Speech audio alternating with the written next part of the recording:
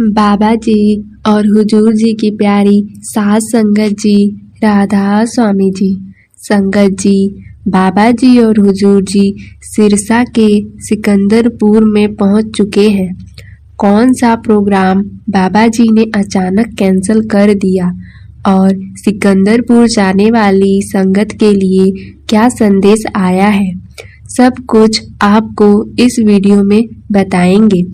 बाबा जी का अब अगले 2 दिन सिकंदरपुर में भंडारा होने जा रहा है। संगत जी बिल्कुल भी चिंता न करें, क्योंकि सिकंदरपुर भंडारे को कैंसिल नहीं किया गया है, बल्कि एक दूसरे और बहुत बड़े सेंटर का कार्यक्रम बाबा जी ने कैंसिल कर दिया है।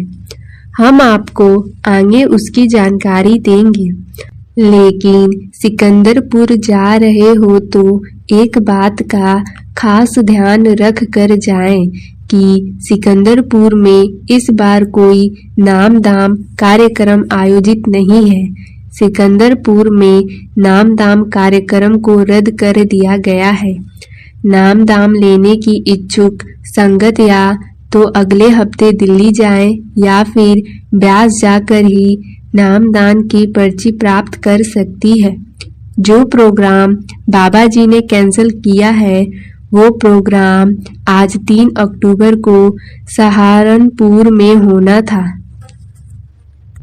सारी तैयारियां कर ली गई थी। बाबा जी ने आज सहारनपुर में संगत को ओपन कार दर्शन देने थे और हो सकता था कि सवाल जवाब कार्यक्रम भी होता, लेकिन बाबा जी की मौज है, इसलिए बाबा जी ने कल रात ही सहारनपुर सेंटर का प्रोग्राम कैंसिल कर दिया।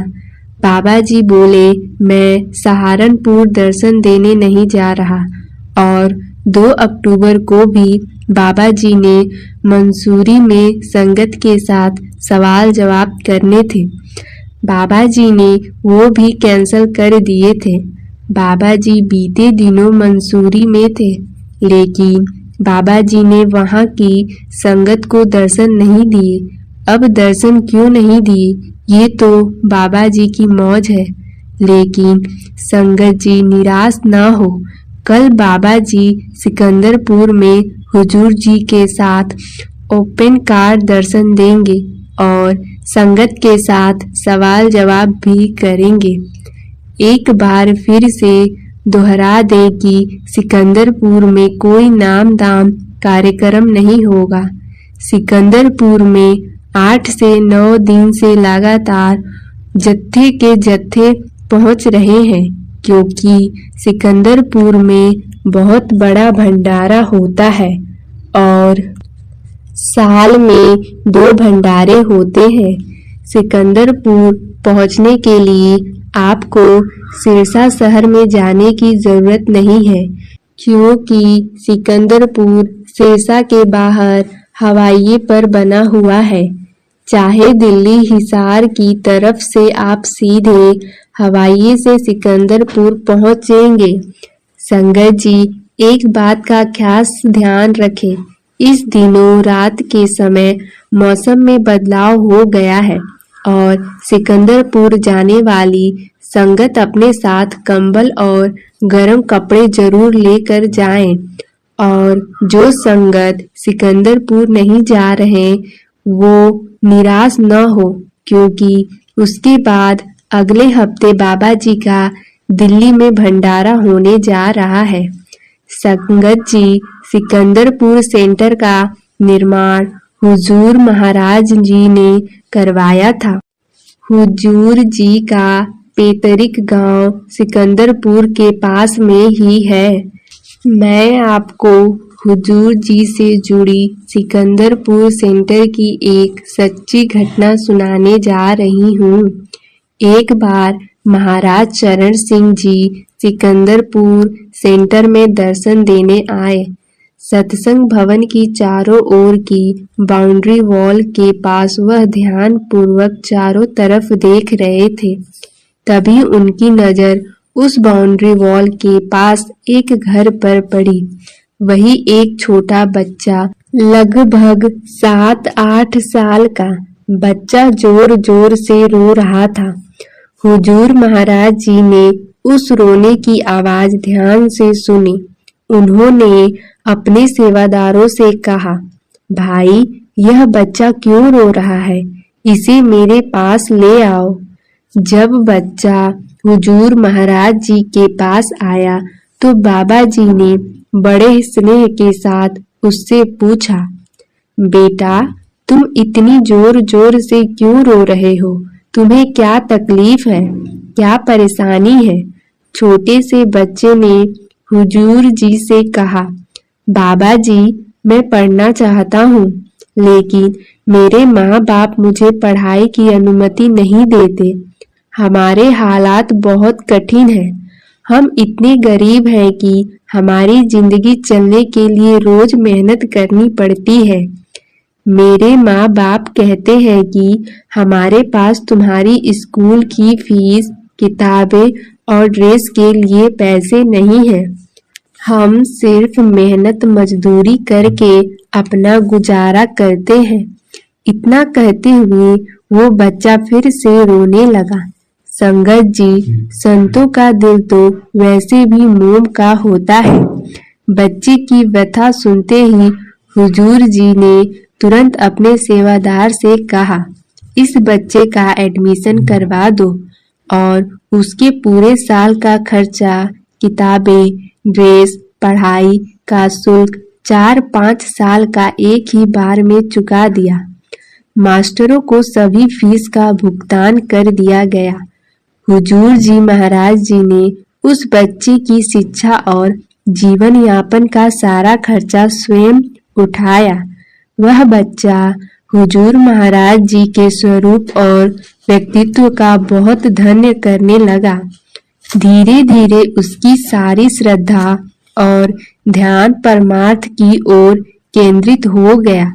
यह स्वाभाविक था, क्योंकि जिसने उसकी पूरी जिंदगी संवारने की जिम्मेदारी ली, उसकी करुणा और दया को देखकर मन अपने आप उसी की ओर खींचा गया। हालांकि उस बच्चे को यह ज्ञान नहीं था कि यह कौन है, कितनी महान आत्मा है और वे स्वयं परमात्मा के अवतार है।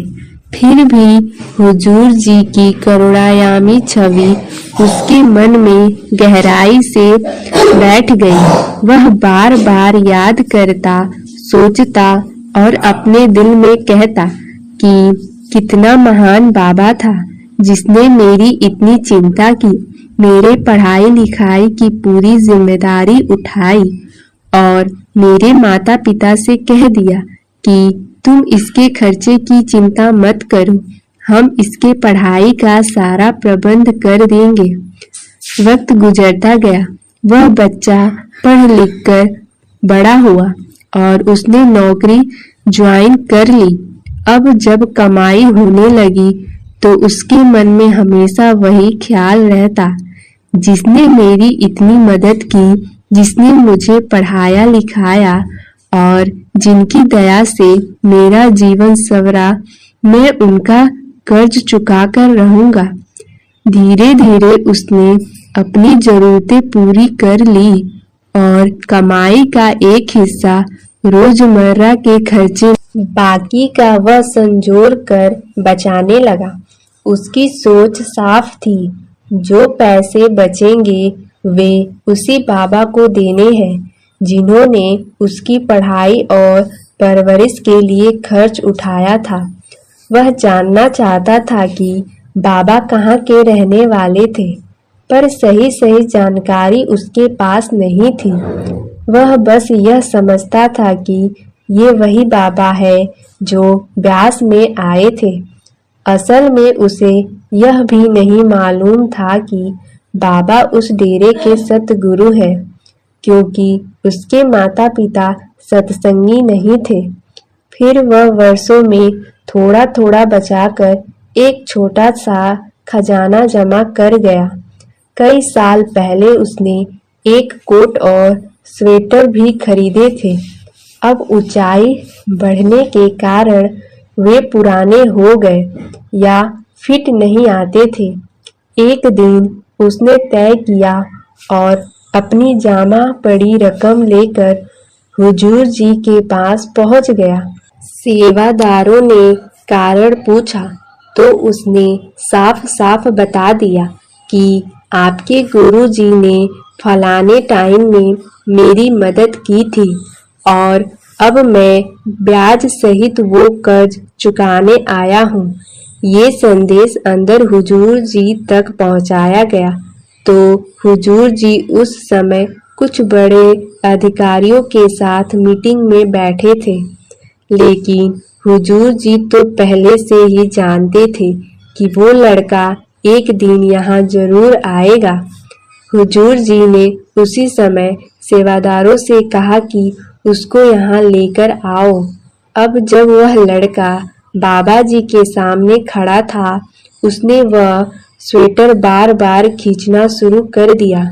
कभी आगे से खींचता, कभी पीछे की ओर खींचकर नीचे करता और पूरी ताकत लगाकर उसे लंबा करने की कोशिश करता, क्योंकि वो नहीं चाहता था कि वहां बैठे सब लोग ऐसी उसके बारे में कुछ ऐसा वैसा सोचे।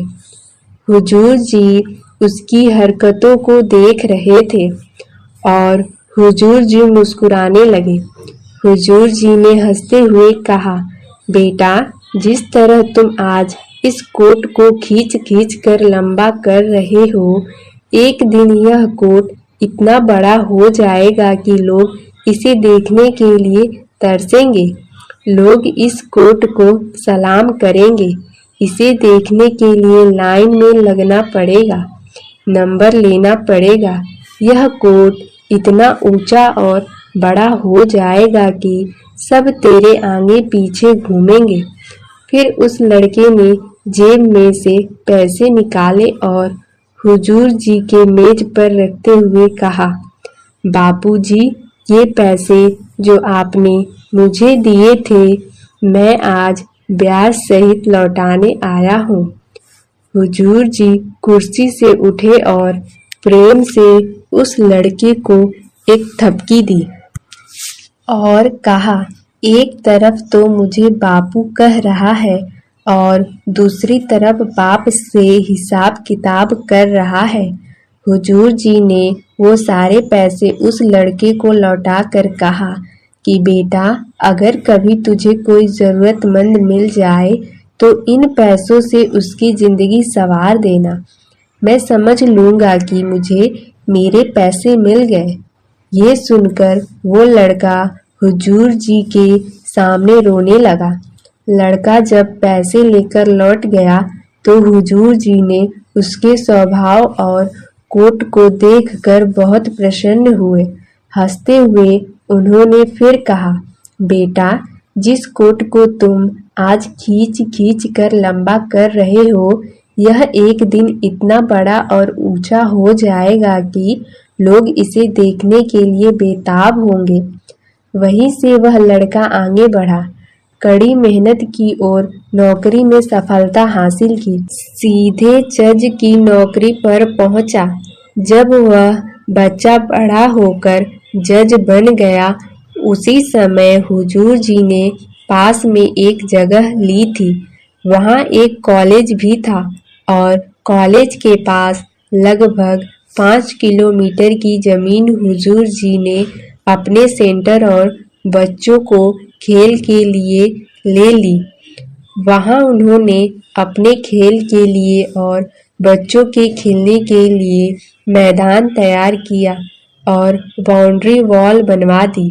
स्कूल वाले जिनके पास वह जमीन थी, यानी जिनसे वे जमीन ली गई थी, वो विरोध करते रहे और मामला कोर्ट तक पहुंच गया। बाबा जी ने अपने 2 विश्वसनीय सेवादारों को लगाया जो हर तारीख को कोर्ट में उपस्थित रहते। दूसरी ओर स्कूल वाले भी अपने वकीलों के साथ आते। मामला लंबे समय तक चला। डेरे वाले कहते हमारी जमीन है और स्कूल वाले कहते हमारी जमीन है। आखिरकार जब फाइनल फैसले की फाइल आगे पहुंची तो वो फाइल उसी लड़के की टेबल पर आई जो जज बन चुका था। यह पढ़ते ही उस जज के मन में सब कुछ स्पष्ट हो गया। उसने सोचा, हुजूर जी कभी भी गलत काम नहीं कर सकते। उसको अंदर से विश्वास था कि स्कूल वाले झूठ बोल रहे हैं। जज मुस्कुराए और बोले, भाई, जब फाइल के ऊपर लिखा है डेरा ब्यास, मुझे और कुछ जानने की जरूरत नहीं। आज जो कुछ भी मैं हूँ वह इसी डेरे की बदौलत हूँ। बाबा जी की दया, उनका स्नेह और उनकी शिक्षाएं ही मुझे यहाँ तक लेकर आई है। फाइल की अंदर की डिटेल देखने की जरूरत नहीं है, क्योंकि मैं दावे के साथ कह सकता हूँ कि हुजूर जी कभी किसी के साथ धोखा या गलत नहीं कर सकते। लेकिन संगत जी कानून को तो अपने हिसाब से चलना था। उस लड़के ने दिन रात एक करके उस केस के अच्छे से छानबीन की और उसने वही पाया कि वो जमीन व्यास वालों की है। फैसला सुनकर सेवादारों की आंखें नम हो गई। वे उस जज की भावनाओं और उसकी गहरी श्रद्धा को देखकर भाव विभोर हो गए। जज ने सेवादारों को बताया कि मैंने पूरे निष्पक्षता से जांच करने के बाद ही फैसला दिया है।